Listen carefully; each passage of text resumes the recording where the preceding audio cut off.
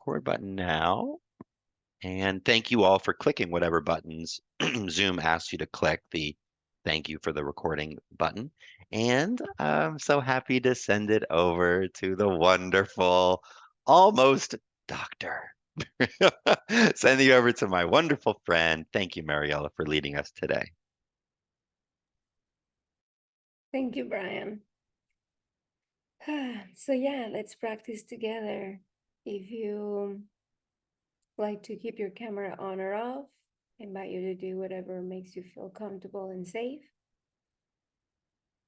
And finding a comfortable position, something that feels relaxed, alert. We are gonna practice for about 20 minutes or so. And I'm gonna ring the bell to sign the beginning of practice and 3 times at the end of practice. If you want to close your eyes or simply lowering the gaze, I invite you to do that now.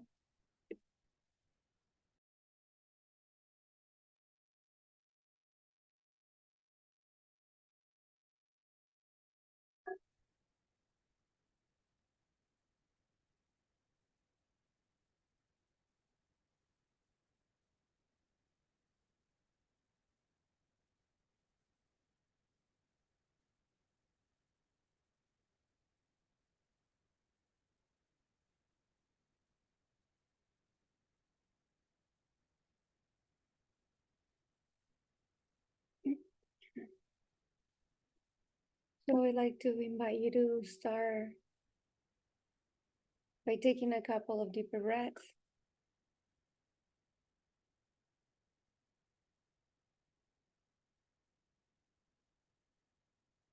And taking a deeper inhale through the nose. And a deep exhale through the nose as well.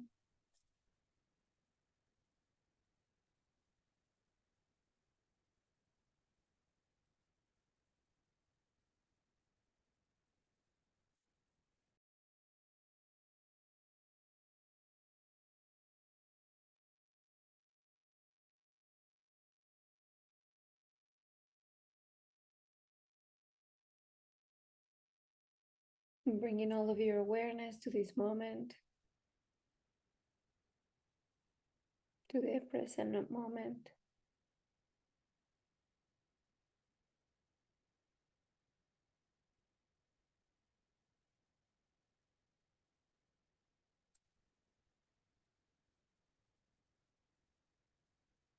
And as you're here, taking a moment to orient yourself in the space you're in. You can do that by noticing the different sounds around you.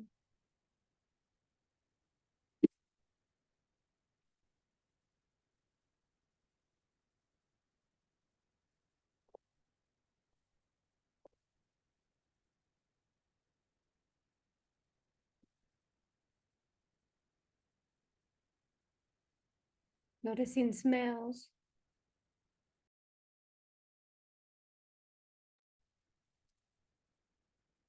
Feeling the temperature of the space you're in.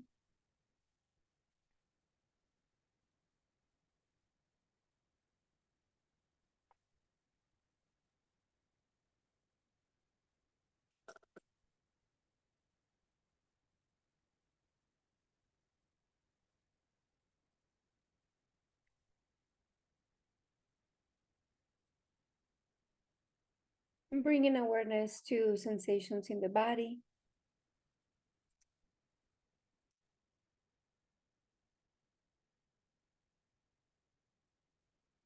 Noticing the different points of contact of the body with the chair, the cushion, the sofa, whatever object you are sitting or laying down on.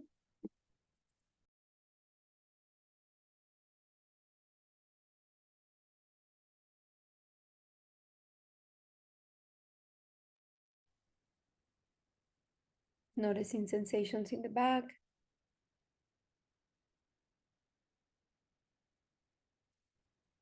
Sensations in the sit bones area.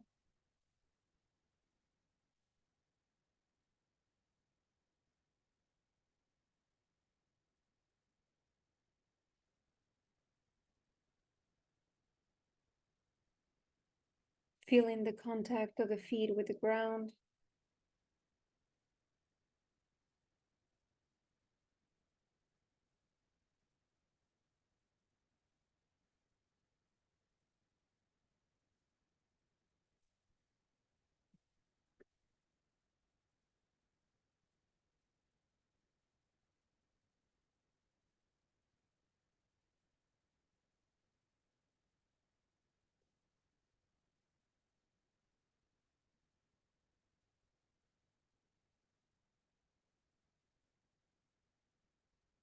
And just bringing awareness to the body being here, right where you are.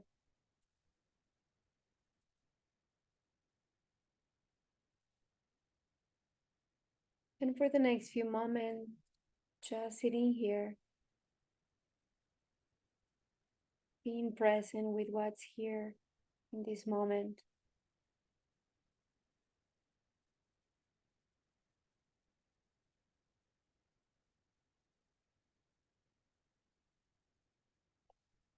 As the different parts of you continue arriving.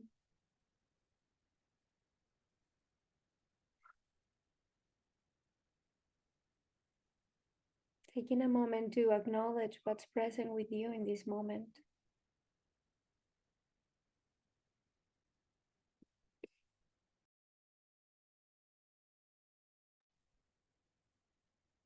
What is it like to be human in this body?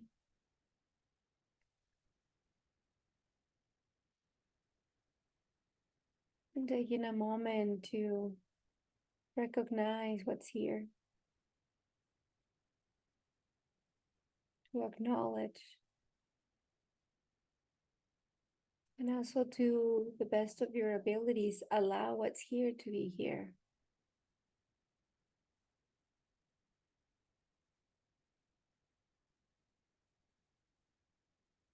And so invite curiosity, an attitude of curiosity, of kind attention.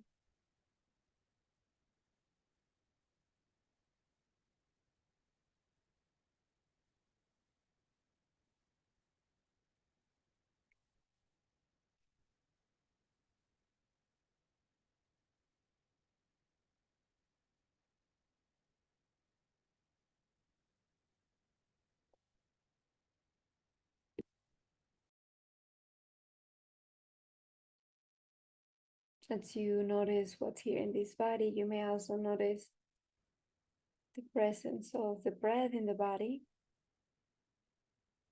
I'd like to invite you to direct your attention to the breath, to the natural rhythm of the breath in the body. Resting the attention in whichever part of the body it's the easiest for you to experience the breath right now.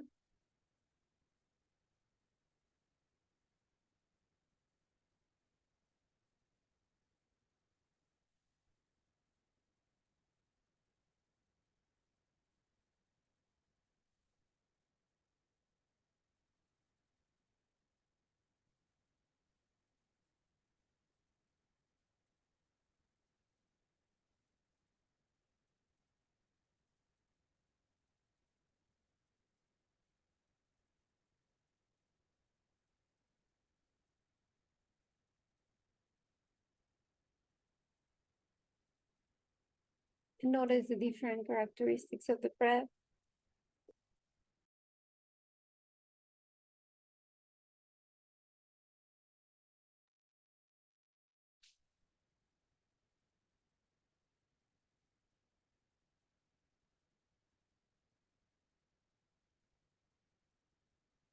Noticing if the breath is deep or shallow.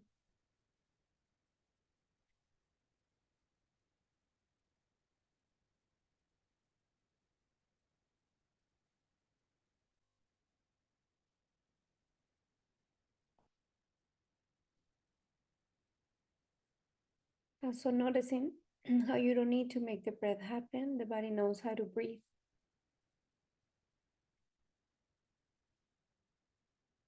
So you are just here witnessing the body breathing.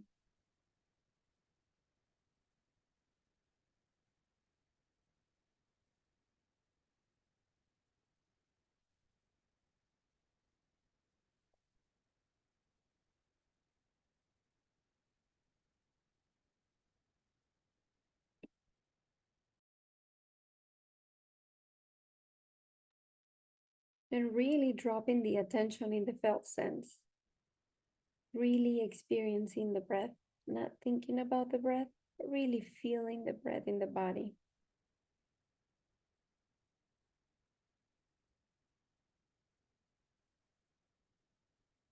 And if for any reason it feels difficult to be in the breath, that's okay. You can find a different anchor, maybe noticing sensations in the soles of the feet, or noticing sound if that's easiest. But if you can, noticing the breath and feeling the breath. And very naturally, the mind will wander, will get carried away with thoughts, with images, with sounds if that's not your anchor. And that's completely normal. The mind does that. So the invitation is to notice when the mind drifted away and to very kindly and gently return the attention back to the experience of the breath.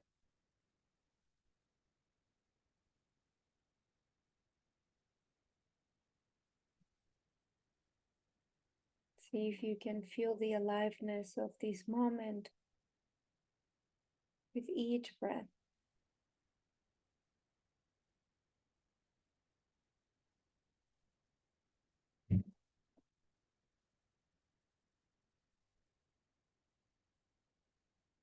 Breathing feels like this.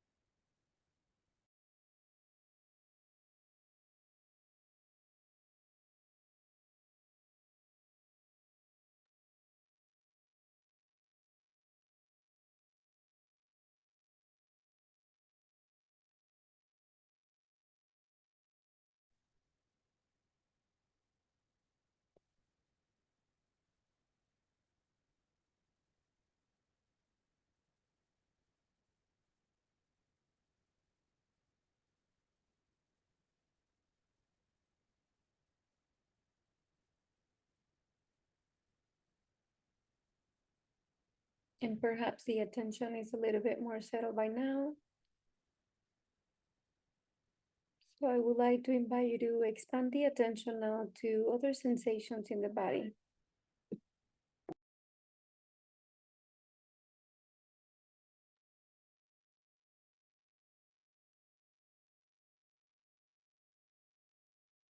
And feeling the body from head to toes.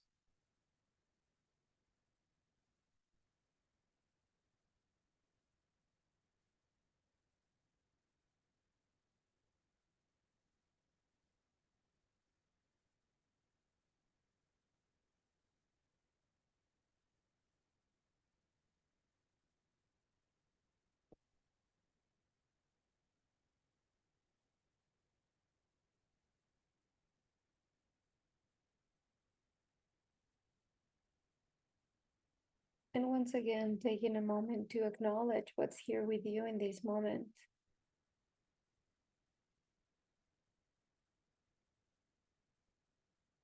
And to the best of your ability, see if you can allow what's here to be here. As we cultivate moment to moment awareness,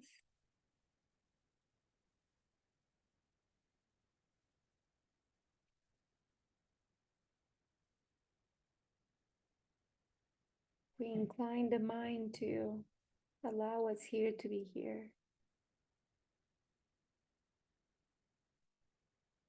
And if we notice aversion, if we notice attachment,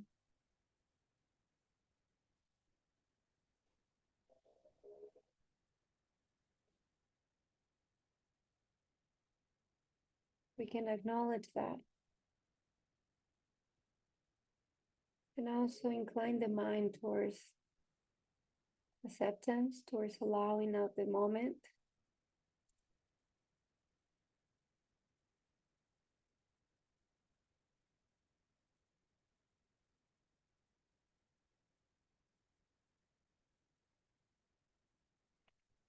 All of you is welcome in this space.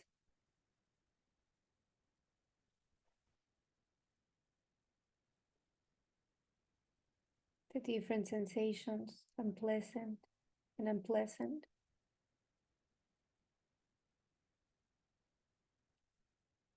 Pleasant sensations, neutral. We also welcome and allow the different thoughts,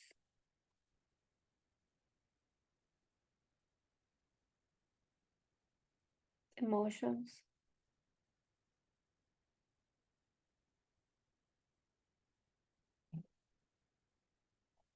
All of it is phenomenon arising and passing by.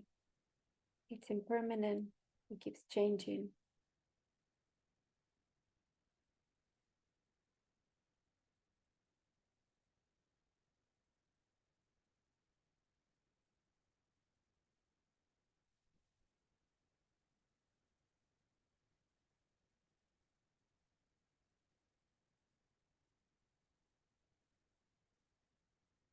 We're holding all of these with love and awareness, with tenderness.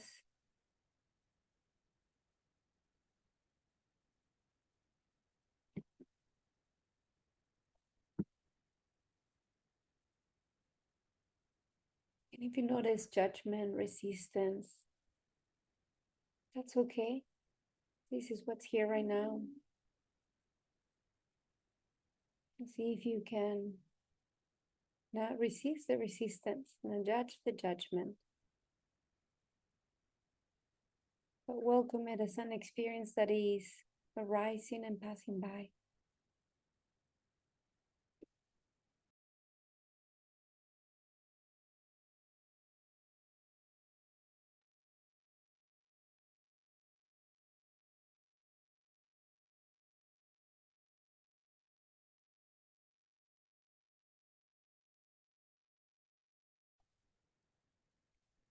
It's not just you holding this experience, but awareness itself.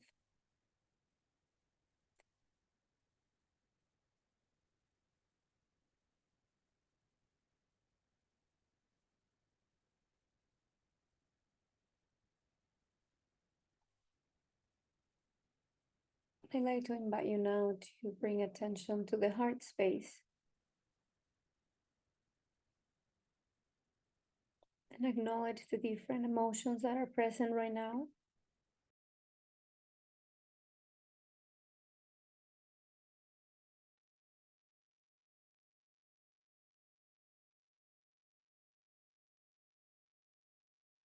As you welcome them and allow them to be here, I also like to invite you to ask the heart, ask yourself, what do I need right now? What do I need to hear right now? Really checking with the heart. What do you need to hear right now?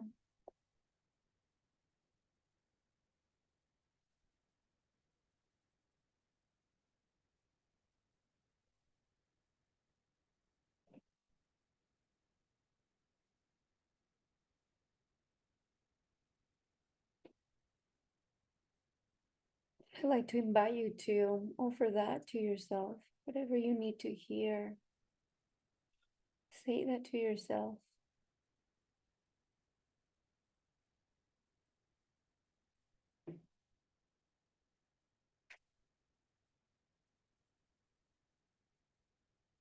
The practice of mindfulness, it's the art of becoming our own best friend.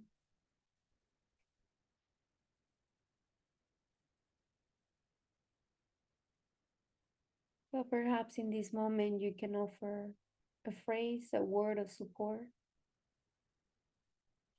something that feels genuine, that will resonate with you in this moment. It might be something like, I love you, I'm here for you.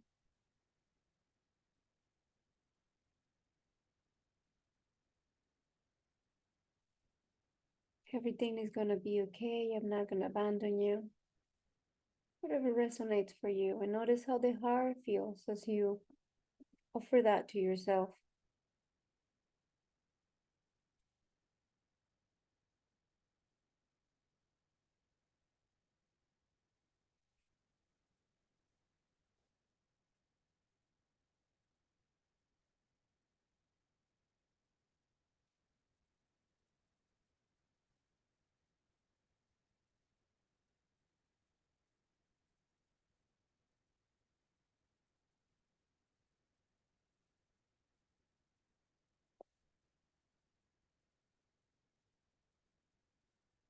So noticing how are you feeling right now?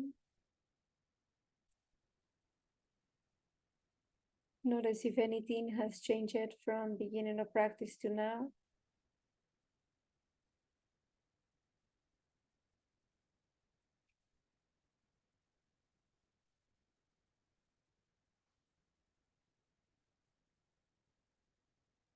And as we approach the end of this practice, I would like to invite you to end by bringing attention to gratitude and find something that you can be grateful for in this moment. Perhaps a part of the body, a person, an event, a pet, an object, whatever that is, and notice where and how gratitude is experienced in the body.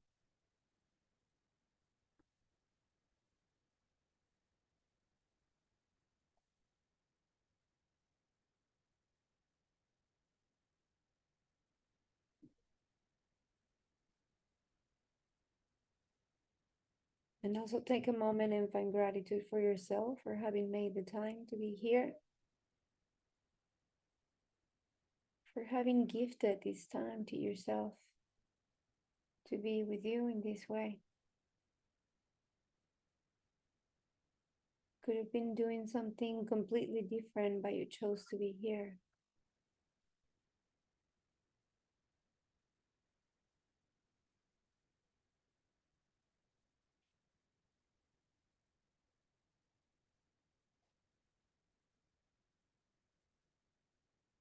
Being with you in this way could be the beginning of radical love, radical acceptance for yourself, for oneself.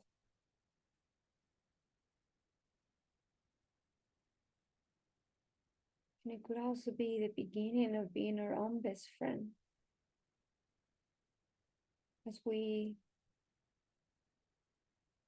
truly listen to what we're feeling, what we're thinking, what we're sensing.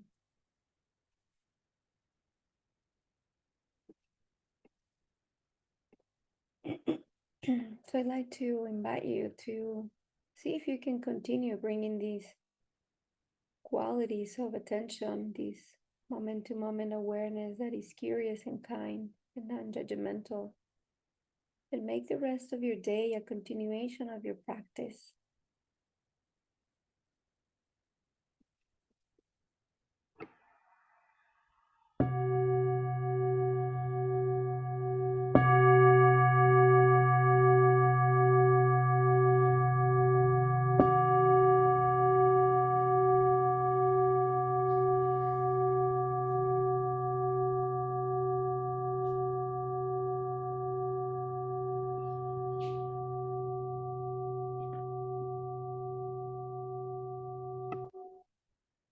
And when you're ready, bringing movement to the body, joining us back on the screen.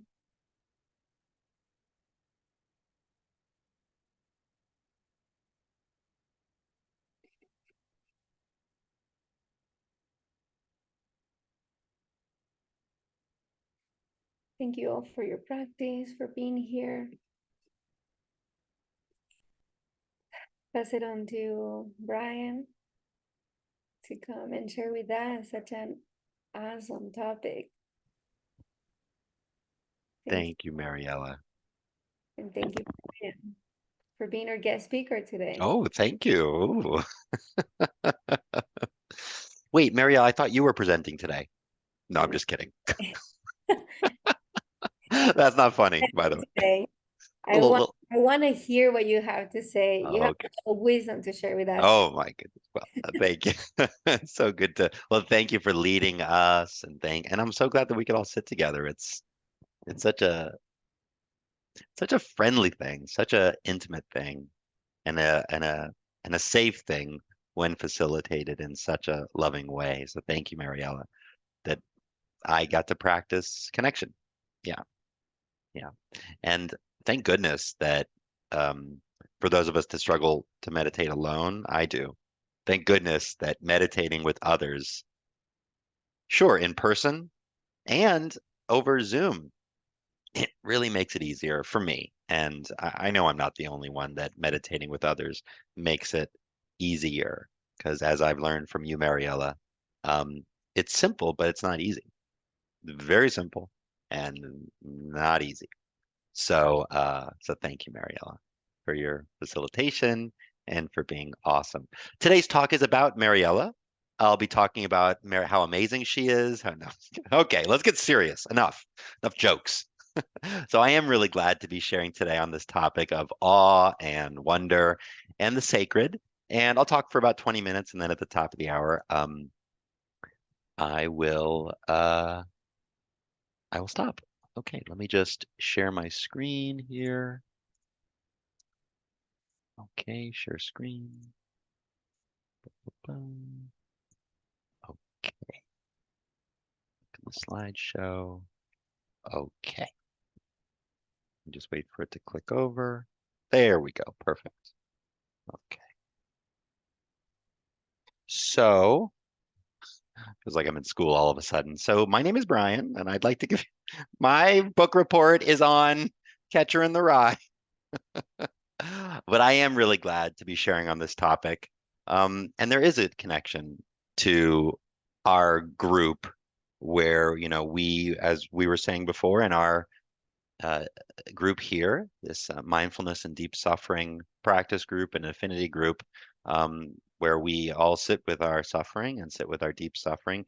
And like Thich Nhat Hanh spoke of and wrote about and lived the practice that we don't have to wait until the suffering is over in order to connect with what is important. And oh, how wonderful that his teachings and others that within the world of suffering, um, and within the world of deep suffering, there is a world of connection. There's a world of safety. There's a world of peace within the world of suffering, and thank goodness. So today I'll be referencing Brene Brown and her research and some of the great things that she included in her 2021 book, Atlas of the Heart, which some people may have seen on, I think it's on Netflix also. There's a docu-series about her research and Atlas of the Heart. Um, and here we go. And first, I'd like to start with some photos. And maybe this photo was taken on a family trip, maybe a family trip just up the coast, or maybe a longer family trip, and this moment perfectly captured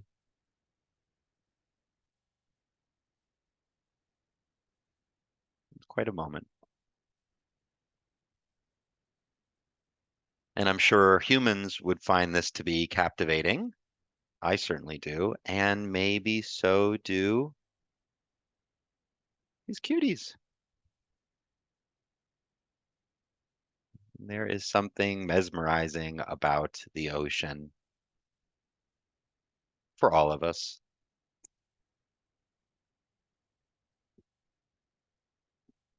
And just a few examples of animals and the other sentient beings, ooh, of Earth. Maybe there's something they're looking at, something they're wondering about, or maybe there's an idea, another source of awe and wonder.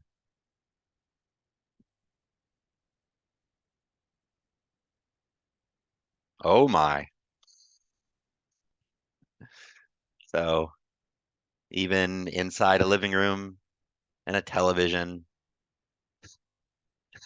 I'm not sure if their thoughts are awe and wonder or we're hungry, but these kitties certainly seem to be captivated.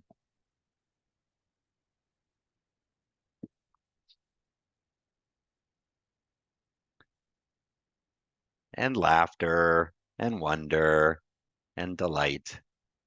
And thank goodness we're not the only ones that are in on the joke.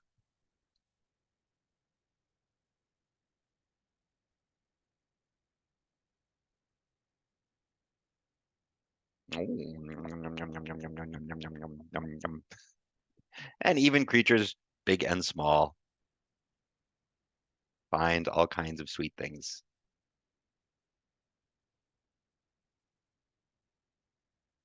And maybe the awe or the delight of a full stomach.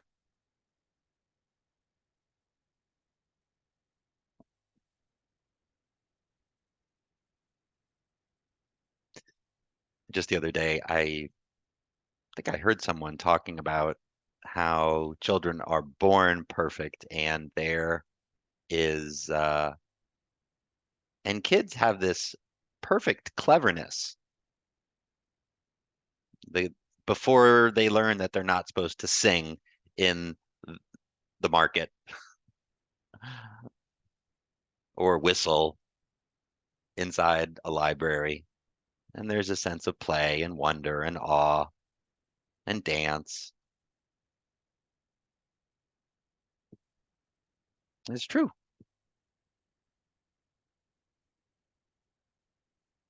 So today I'll be talking about awe and wonder and the sacred, these experiences that are absolutely essential to the human experience.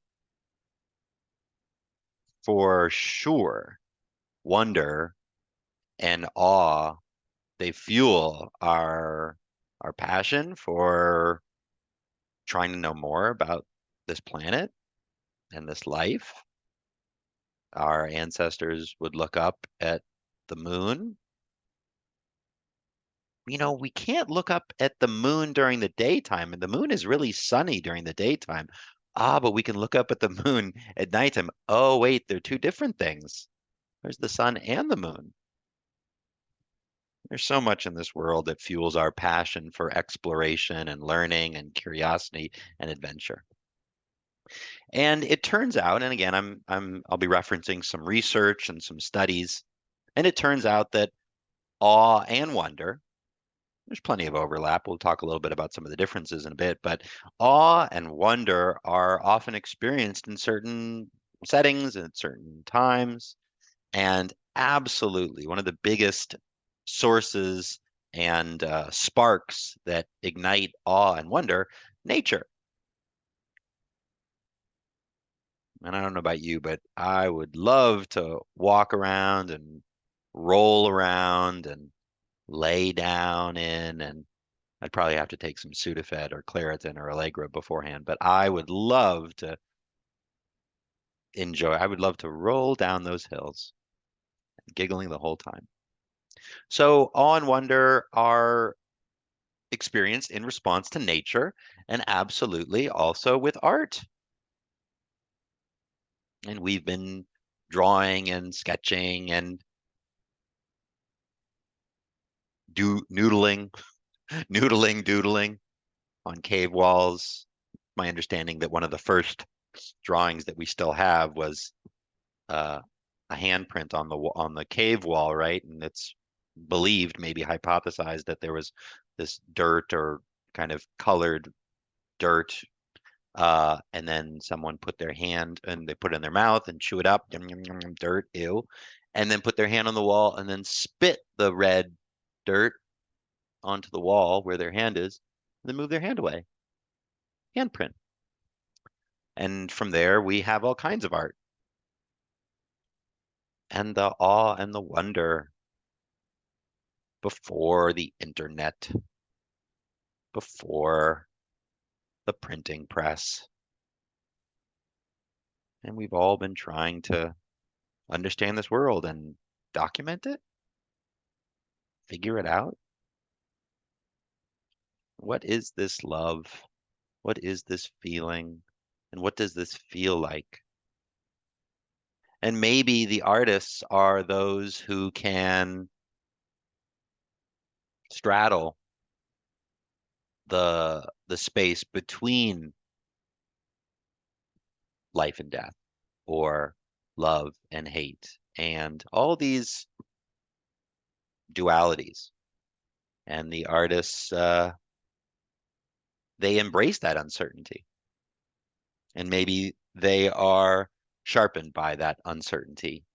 And then their art represents that, and then we get to enjoy it. Oh, love. And art trying to understand these great mysteries, standing under or over or beside pieces of art. And in the midst of these moments, whether watching it or looking up or reading in a book, or we feel overwhelmed. The vastness is something that is incomprehensible. How did this all come to be?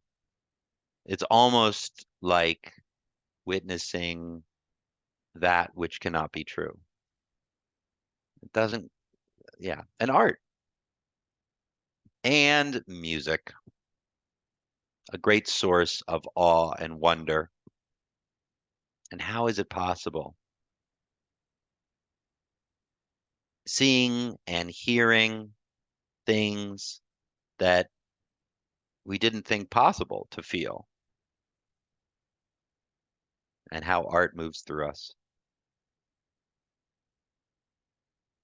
And music and art continue to move through us. And music lasts even after the musicians have died, and continuing to inspire people and inspiring people and inspiring people, and awe and wonder.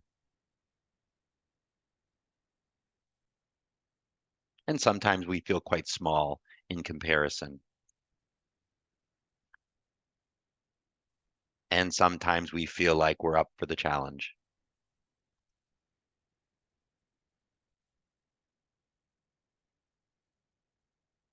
And another source of awe and wonder are spiritual experiences. We have nature, we have art, we have music, we have spiritual experiences. And some of us are sitting for 5 minutes at a time, and some of us are sitting day-long retreats, and some of us are sitting 3-month-long retreats, silent retreats. And some of us live our lives as one long meditation sit. And all the different ways that we can access spiritual experiences. And there are so many places and spaces and times where we find ourselves in a spiritual experience. And what we're looking at here is a death doula, a death midwife, and not knowing the details, but I am imagining that this person who is near the end of their life is surrounded by friends and family and song and messages of love. And for me, it doesn't get much more spiritual than that.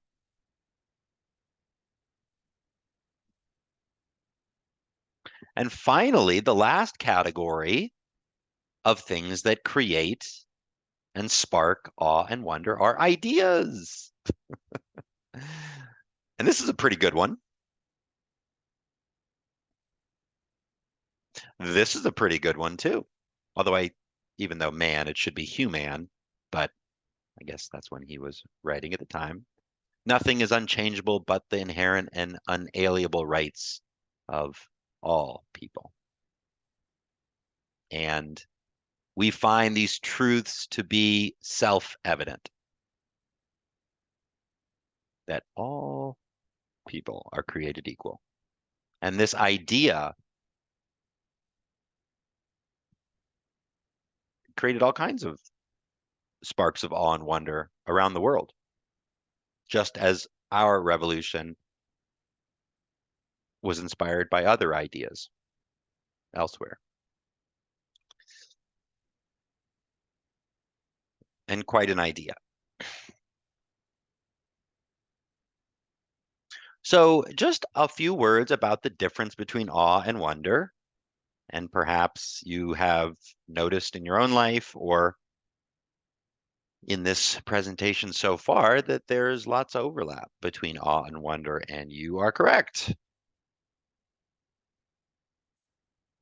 And there are a few differences. For example, there's researchers Ulrich Wenger and Johannes Weigmann, and this is pretty nice. Wonder inspires, this is the difference between the two, or one way of looking at the difference between the two. Wonder inspires the wish to understand. What are those things in the sky? Those little white dots. And awe inspires the wish to let shine, to acknowledge, and to unite.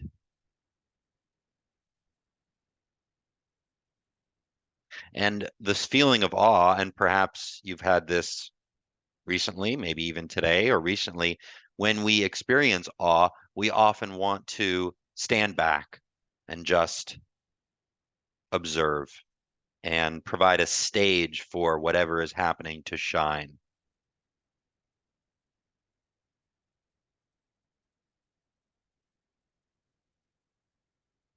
And I would like to read you all a short letter written from a 15-year-old, almost turning 16-year-old boy writing a letter home to his parents from summer camp.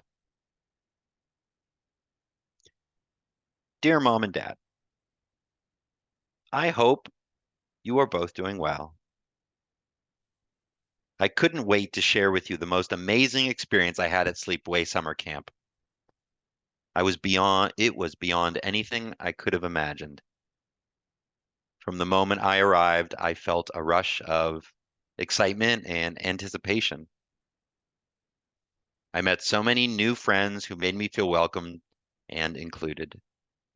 We laughed and played and shared stories late into the night. It was like having a big extended family. Of course, I know you are my number one family. During the day, we went out on so many adventures.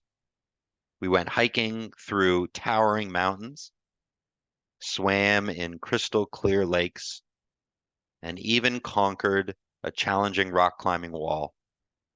The sights and sounds of nature were awe-inspiring, and I couldn't help but feel a sense of wonder and gratitude. Thank you for sending me here. Campfire nights were my favorite. We gathered around the warm flames, singing songs and telling stories. I even had the chance to perform a skit with my cabin mates, and we received a standing ovation from the whole camp. It was a proud moment for us all. As I reflect on my time at camp, I realize how much I've grown. I've become more independent, responsible, and confident. I've learned the importance of teamwork and embracing new experiences. I am so grateful for this opportunity, and I can't wait to share more stories and memories with you when I return home. I know I was scared to come. Thank you for encouraging me to attend the sleepaway camp. It has been a life-changing experience, and I will cherish it forever. I miss you both, and I can't wait to see you soon.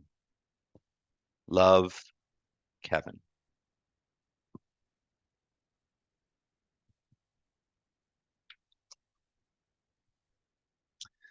And as we said before, we have these moments in our life, nature, ideas, and we experience awe. And here is a three-panel cartoon showing what awe looks like,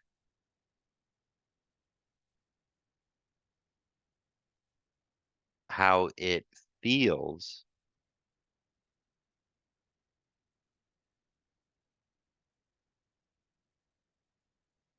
and what awe does to us.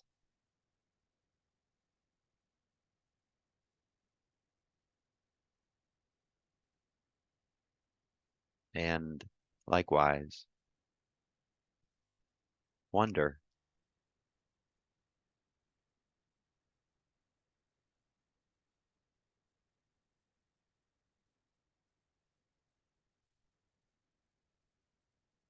What it feels like.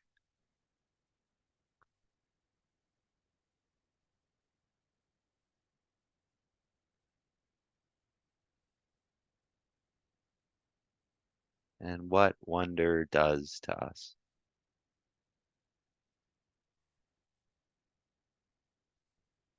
And wonder inspires the wish to understand.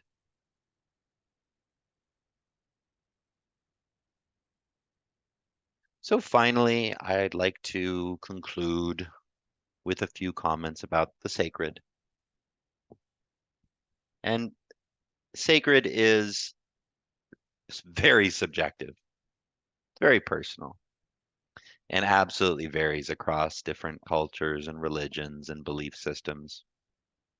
This profound and revered quality, where we have a deep sense of respect and awe and even dedication.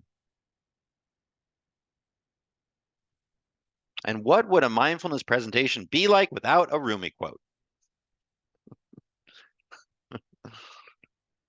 And heart is sea, language is shore.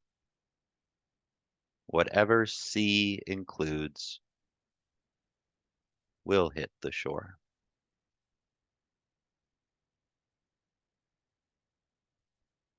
And just a few words from the wonderful Sharon Salzberg. And yes, it is true. Life is short and life is sacred. And I I feel very lucky as a grief therapist to have a front row seat to this every day. And plenty of tears and plenty of confusion and fear and anger and this reminder that this is not the rehearsal. This is the show. And life is short and it's sacred.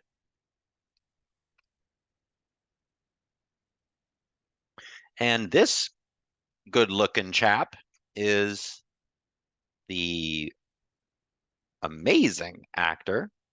Well, when he was younger, this is a photo of a young Sir Alec Guinness of stage and screen. And yes, Star Wars. And here's a quote from Alec Guinness about awe and wonder and the sacred. You will miss the mundane walk from the post office to the store back to the house. The dog greeting you, neighbors waving, the breeze on your face. You'll miss the slow woman who disrupted your pace. And you won't know this until the walk is very difficult or impossible to make anymore. There is something to loving the mundane. So be awake and alive and present, because this is your own great and gilded age, and it's going to slip away with brutal swiftness. People pay small fortunes to see a whale for 3 seconds or an eagle fly ahead, but they race through their one and only life, and I'm fairly positive that I'll regret my stupidity the most in my final moment of awareness. And you'll miss the mundane walk from the post office to the store back to the house.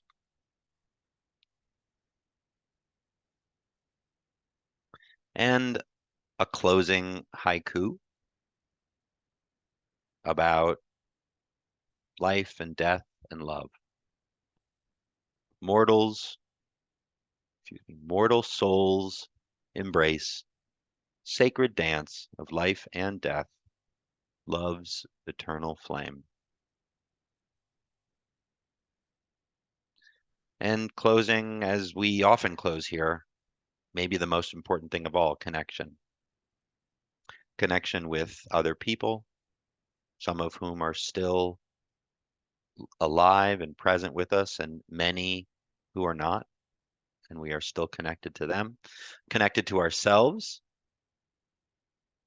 the most important relationship of all, perhaps. And connection to this world and this life. What am I going to do with this one precious life? Connection. And perhaps all healing comes from connection and community. Many of us have been wounded by the group, by others, been hurt, disconnected. And so we shall be healed by the group and through connection as well. And again, I mentioned this before, so grateful and glad that we live in a time where we can connect over our computers and our phones, just like we can connect together and have these moments together, simple moments, interesting moments, scary moments, all these reminders that we are alive right now. And the awe and the wonder and the reverence for this amazing, terrifying, thrilling, boring, painful human life.